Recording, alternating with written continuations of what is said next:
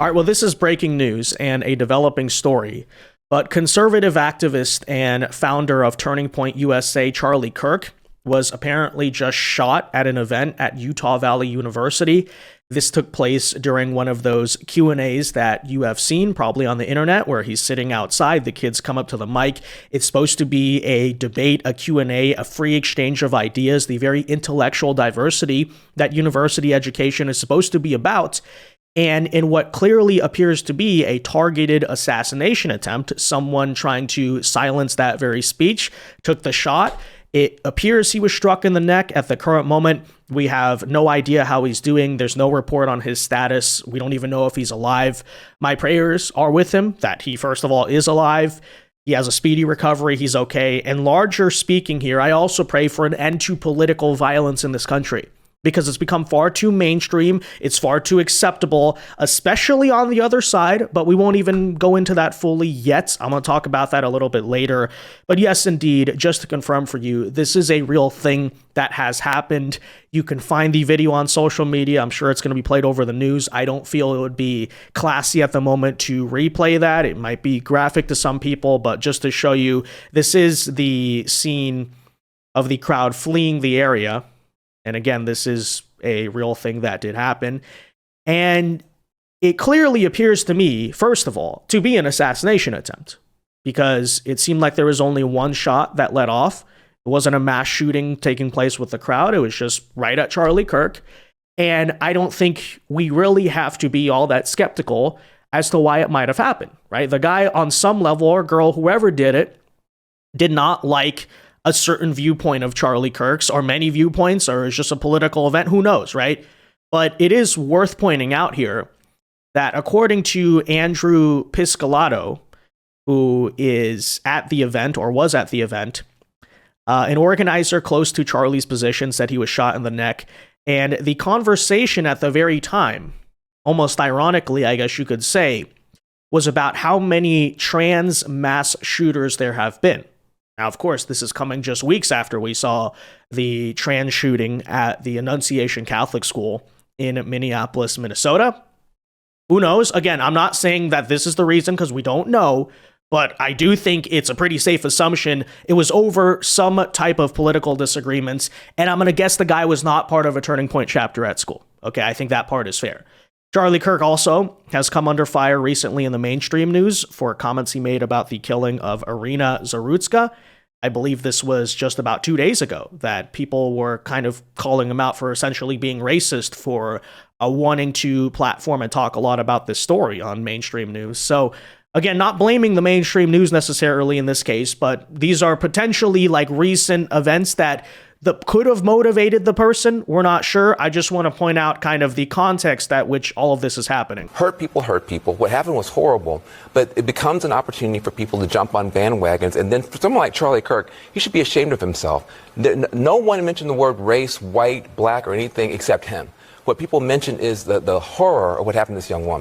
And this, by the way, is the last thing he posted on social media before the shooting, saying, if we want things to change, it's 100% necessary to politicize the senseless murder of Irina Zarutska, because it was politics that allowed a savage monster with 14 prior arrests to be free on the streets to kill her. So again, in arguments, like ironically, actually, as we as the right wing are trying to make arguments about violence, both from left-wing radicals and people who are enabled by left-wing radicals to roam on the streets, etc., what does a radical on the other side try to do? Take a shot. Literally what happened here. And when you go back, not just to this one case, but of the riots, you constantly see whenever left-wing radicals in this country get mad about anything, they just start burning crap to the ground. They just start assaulting people. This, by the way, I'd like to also point out, this may be the most severe thing we've ever seen on a college campus when it comes to these conservative events, but it's nothing new. Dating back all the way to 2016, the night Trump won, I believe, there were riots at UC Berkeley, right? There is a targeted trend of crazy left-wingers just getting violent on these college campuses. They've tried on repeated cases to shut down events. I think back to some of those classic videos of 2017, 2018 or so, where in some cases they succeeded. They have no respect for the rule of law or the basic idea that we should both be allowed to express our opinions. Even, I believe it was last year or so, there were riots taking place at Turning Point events, at campuses, I believe, in California and Washington. And of course, who could forget the infamous assassination attempts against Donald Trump and many other cases, yes, of just left-wing riots, whether that's Antifa in Portland, who has been there throwing rocks, starting fires, causing problems, not just for the past several months, but actually the past several years, right? It's a repeated trend. The left, first of all, denies it. The mainstream news will continue to make excuses for these people. And how hard is it simply to say that political violence not just is a bad thing, but it is a rampant problem on our side, right? There is a rampant recurring theme here of, yes, mentally ill, yes, deranged, but also politically radicalized left-wingers committing acts of violence in this country. It's just an objectively true fact. Number one. Number two, I think about the security failure here. Now, granted, Charlie Kirk's not the president. It's not an issue of Secret Service. But the reason I bring this up is because in these repeated cases on the college campuses that, again, you've seen throughout the years, what I've frankly often noticed is that campus police doesn't really do their job, right? It was one of the Cal State schools, maybe in the Central Valley, if I'm not mistaken, or it might have been Luis Obispo. But last year or so, right, Turning Point does an event, and I remember watching, maybe it was 2 years ago actually, but I remember watching, these rioters just like harassing people. They broke the glass. They just stormed into an academic building.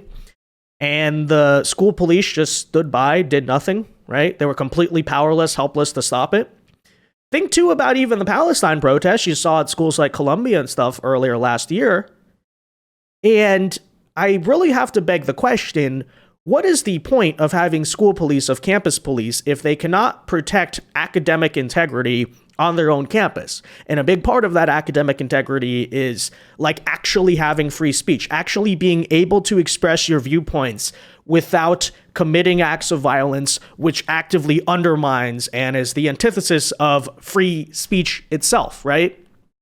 So in this case here, I don't know exactly what happened. I don't know what kind of security failures might have led to it, but I am pointing out the fact that school police here, much like school police on many different cases of conservative events, just has a totally nonchalant attitude to the idea that there might be violence. Even when there is violence, I've watched repeated cases where they just stand down and allow it to happen.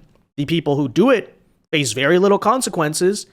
And this is the repeated trend that you're going to keep on seeing, right? The more you abet this stuff, the more you allow this stuff, the more you make excuses for the violence on your own side, the more that's going to escalate further and further, okay? And there is a mainstream idea on the left, because we're about to do, actually, and maybe I'll still do it, this video on BLM activists reacting to Irina Zarutska in that situation, basically saying that, oh, well, blood is going to be required for the revolution, like very crazy ideas like this, right? In order to receive our liberation, there has to be violence, blah, blah, blah. So it's okay when we do it, essentially. There's a reason. It's part of what you need to do a communist uprising. And again, maybe among Democrat politicians, they're not actively saying this stuff. They are egging it on, to be clear, and they are making excuses for it. They refuse to condemn it. But yes, in the social circles of left-wing activism, these ideas are extremely mainstream, okay? And again, don't know. Heck, maybe this was even a far-right person who did it, because the far-right doesn't necessarily like Charlie either. I don't know. But what I can tell you for certain is that there is this alarming trend of political violence. It is primarily coming from one side. There's also only one side that is coy about condemning it, because when it's done on our side, right, we're saying, no, we don't support that. Their side, oh no, it's liberation. Oh no, if trans people didn't feel so under attack, then maybe they wouldn't be committing this stuff at elementary schools. It's like, no. There are no excuses to be made for this type of behavior. So it really is that simple. But anyways, with that said, guys, there you have it. I guess I'll check in really quickly, see how he's doing. Any news out of him? No posting or anything. So no current status reports. But again, we hope Charlie is okay. These people are sick. And well, stay safe out there, everyone, is basically all I can say. But that said, guys, let me know your thoughts in the comment section down below. And feel free to drop your prayers as well. And we hope everyone is okay.